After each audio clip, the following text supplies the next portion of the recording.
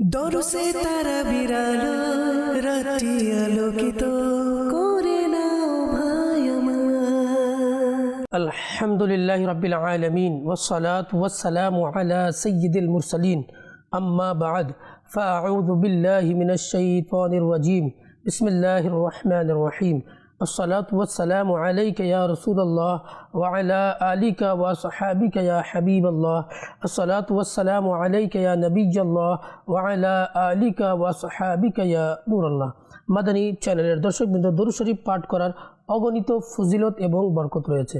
প্রিয় নবী রাসূল আরবি আখির নবী হযরত মুহাম্মদ সাল্লাল্লাহু তাআলা আলাইহি ওয়াসাল্লাম ইরশাদ করেন, যে ব্যক্তি আমার প্রতি একবার দরুদ শরীফ পাঠ করে আল্লাহ তাআলা তার প্রতি 10টি রহমত নাজিল করেন। সল্লু আলাল হাবিব সাল্লাল্লাহু তাআলা আলা মুহাম্মদ সাল্লাল্লাহু তাআলা আলাইহি ওয়াসাল্লাম। মাদানী চ্যানেলের দর্শকবৃন্দ উপস্থিত হয়েছি দারসে তারাবি অনুষ্ঠানে। আর এই অনুষ্ঠানে আমরা কোরআন কারীমের কোন একটি আয়াতে কারিমা নিয়ে আলোচনা করে থাকি। আজও এর ব্যতয় ঘটবে না। আজ আমাদের বয়ানের বিষয় হলো নবী করিম সাল্লাল্লাহু আলাইহি ওয়াসাল্লামের বাশারিয়ত। আল্লাহ সুবহানাহু ওয়া তাআলা কোরআন কারীমের মধ্যে ইরশাদ করেন, কুল ইন্নামা আনা বাশারুম মিসলুকুম ইউহা ইলাইয়া। হাবিব, আপনি বলে দিন, আমি তোমাদের মতো একজন মানুষ, আমার প্রতি ওহী নাজিল হয়। হযরত আব্দুল্লাহ বিন আব্বাস রাদিয়াল্লাহু আনহুমা ইরশাদ করেন, এই আয়াতের মধ্যে আল্লাহ তাআলা নিজের হাবিব সাল্লাল্লাহু আলাইহি সাল্লামকে বিনয় করার শিক্ষা দিয়েছেন আর তাকে এই কথা বলার হুকুম দিয়েছেন যে আমিও তোমাদের মতো মানুষ। আমার একটা বিশেষত্ব অর্জিত রয়েছে, সেটা হচ্ছে আমার প্রতি ওহী নাজিল হয়। ওহীর কারণে আল্লাহ তাআলা আমাকে আলা মাকাম দান করেছেন। আলা হযরত ইমাম আহমদ রাজা খান রাহমাতুল্লাহি তাআলা আলাইহি ইরশাদ করেন, কাফেররা আম্বিয়া আলাইহিস সালাতু সালামকে নিজেদের মতো মানুষ মনে করত এবং তাদের রিসালাতের অস্বীকার করত। কাফেররা বলতো, মা আনতুম ইল্লা বাশারুম মিসলুনা, আপনি আমাদের মতো মানুষ ছাড়া আর কিছু নন। ওমা আনজালার রহমানু মিন শাই, আল্লাহ আপনার প্রতি কোনো কিছু নাজিল করেনি। ইন আনতুম ইল্লা তাকযিবুন, আর আপনি মিথ্যাবাদী, আপনারা মিথ্যাবাদী। এ ধরনের কথা কাফেররা বলতো। নবী করিম সাল্লাল্লাহু আলাইহি সাল্লাম বিনয়ের জন্য বলেছেন যে আমি তোমাদের মতো মানুষ, কিন্তু বান্দার এটা কাজ না যে বান্দা এটা বলে বেড়াবে যে নবী আমাদের মতো মানুষ।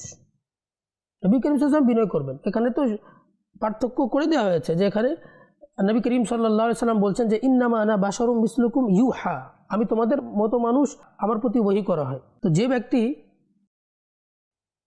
বলছে যে নবী আমাদের মতো মানুষ, সে কি পরবর্তী যে শব্দটা আছে ইউহা, সেটা কি দেখছে না? তাহলে ঠিক আছে, আপনি নবীর মতো মানুষ নিজেকে বলছেন, নবী আমাদের মতো মানুষ, তাহলে কি আপনার প্রতি কি ওহী নাজিল হয়? বুঝতে হবে, অনেক ক্ষেত্রে নবী করিম সাল্লাল্লাহু আলাইহি সাল্লাম বিনয়ার্থে আল্লাহ তাআলার হুকুমে এই কথাটা বলেছেন, যাতে করে মানুষ নবী করিম সাল্লাল্লাহু আলাইহি সাল্লামকে খোদা বলে না বসে। দেখুন, হযরত ইব্রাহিম আলাইহিস সালাতু ওয়াস সালাম নমরুদের সাথে কথা হচ্ছে। নমরুদ বলল যে আপনার রবকে?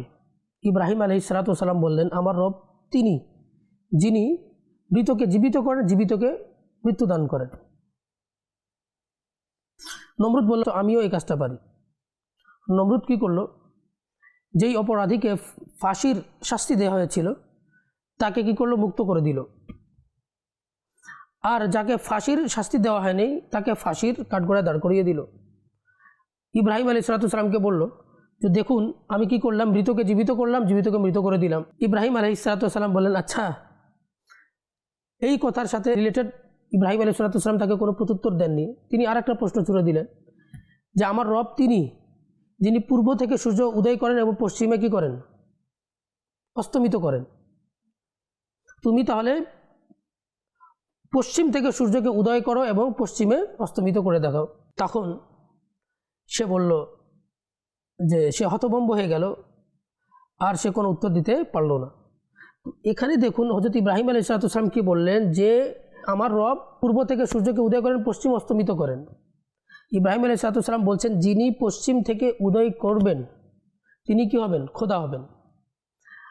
আর 1400 বছর পূর্বে নবী করিম সাল্লাল্লাহু আলাইহি সাল্লাম আসরের নামাজ পড়ে নিয়েছেন, আর আসরের নামাজ পড়ার পর তিনি বসে আছেন। হযরত আলী রাদিয়াল্লাহু তাআলা আনহু এখনো আসর নামাজ আদায় করেননি, আর হুজুর আলাইহিস সালাতু সালাম আসরের নামাজ আদায় করে হযরত আলী রাদিয়াল্লাহু তাআলা আনহুর জানুর উপরে মাথা রেখে আরাম করছেন।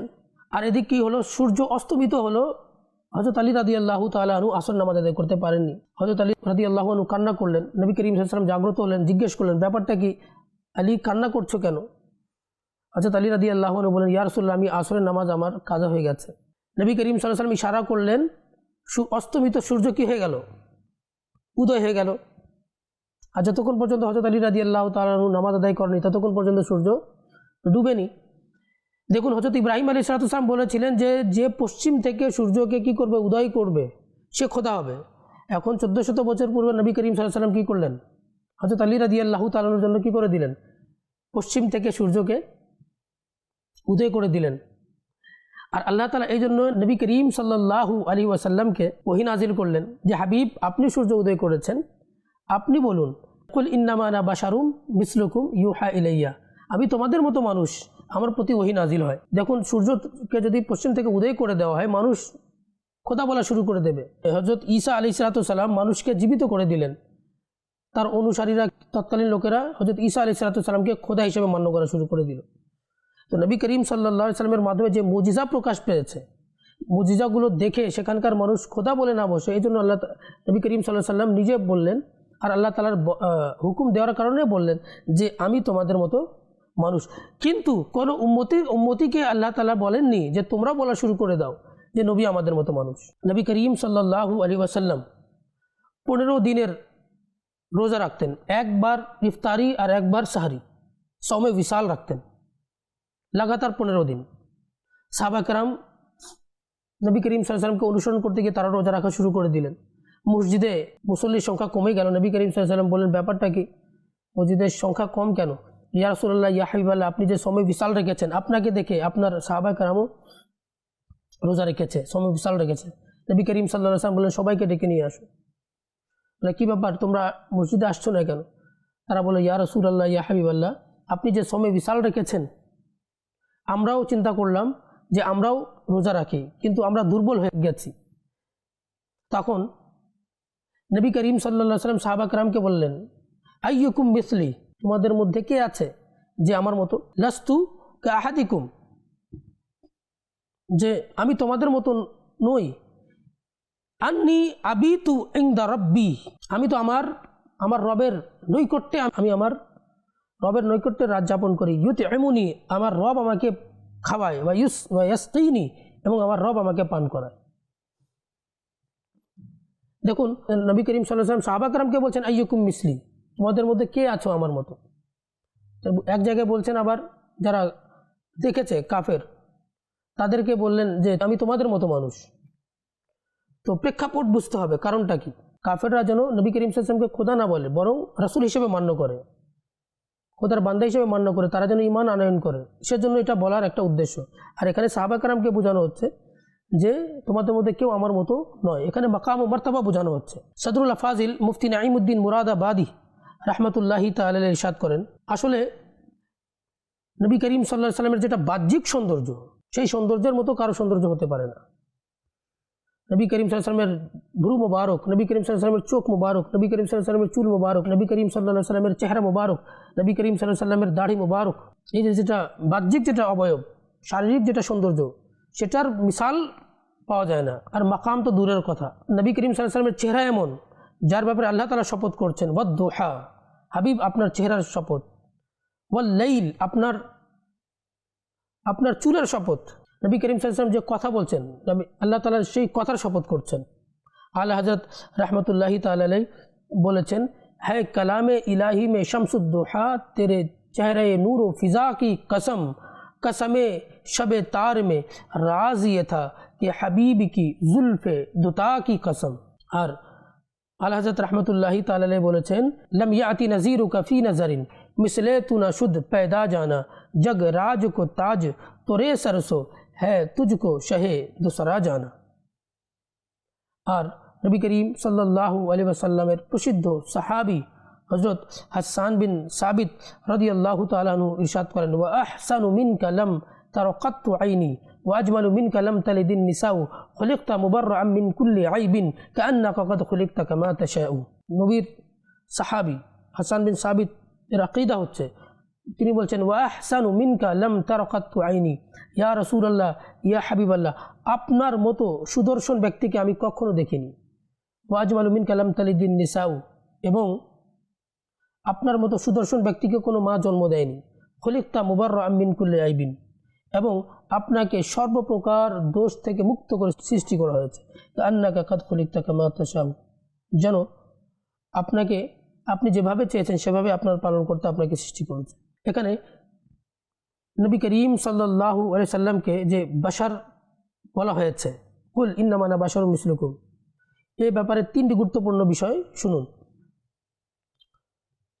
প্রথম কথা হচ্ছে যে কারোর জন্য এটা বৈধ নয় যে সে হুজুর আকরাম সাল্লাল্লাহু আলাইহি সাল্লামকে নিজের মতো বাশার বলবে, কেননা নবী করিম সাল্লাল্লাহু আলাইহি সাল্লাম এই কথাটা বিনয়ের জন্য বলেছিলেন। দ্বিতীয়ত, আল্লাহ তাআলা যাকে এত মর্যাদা দান করেছেন, যাকে এত সম্মান দান করেছেন, যাকে আল্লাহ তাআলা এত মুজিজা দান করেছেন, তার সেই মুজিজার কথা, তার সম্মানের কথা, তার গুণাবলীর কথাকে বাদ দিয়ে একটা বিষয়ের মধ্যে পড়ে যাওয়া যে তিনি আমাদের মতো মানুষ, এটা কোনো মুমিন ব্যক্তির কাজ হতে পারে না। কাজেই নবী করিম সাল্লাল্লাহু আলাইহি সাল্লামের আওসাফ বর্ণনা করতে হবে, নবী করিম সাল্লাল্লাহু আলাইহি সাল্লামের গুণকীর্তন করতে হবে, নবী করিম সাল্লাল্লাহু আলাইহি সাল্লামের মুজিজার আলোচনা করতে হবে। আল্লাহ তাআলা যেন আমাদেরকে বোঝার তৌফিক দান করুক। নবী করিম সাল্লাল্লাহু আলাইহি সাল্লামের প্রতি অধিকারে দুরূদ শরীফ প্রেরণ করতে হবে। নবী করিম সাল্লাল্লাহু আলাইহি সাল্লাম ইরশাদ করেন, হযরত আব্দুল্লাহ বিন মাসউদ রাদিয়াল্লাহু আনহু ইরশাদ করেন, যখন তোমরা রাসূল করিম সাল্লাল্লাহু আলাইহি সাল্লামের প্রতি দরুদ প্রেরণ করো তখন এভাবে প্রেরণ করো। তোমরা কি মনে করো হয়তো হুজুর পুন্নুর সাল্লাল্লাহু আলাইহি সাল্লামের সামনে পেশ করা হবে?